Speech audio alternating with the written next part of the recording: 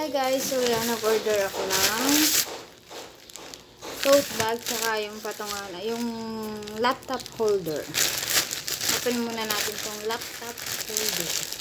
Kasi yung laptop holder ko ay buo yung likod, hindi makasingal. Ay, wala tong box. Ah, meron. Nakapackaging siya. Ganito siya. Para kahit naka-charge, nasingaw yung likod niya. Wow, nakaano pa. Metal.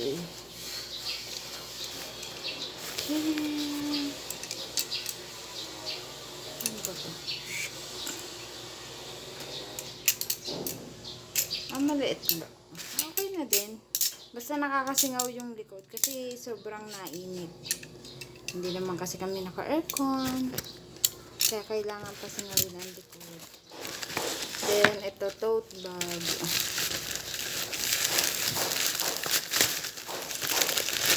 Wow, ang ganda.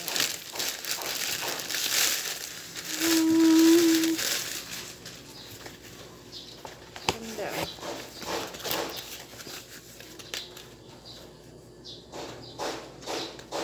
Mura lang to. Wala pang 200.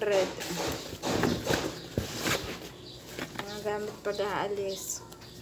That's all. Thank you.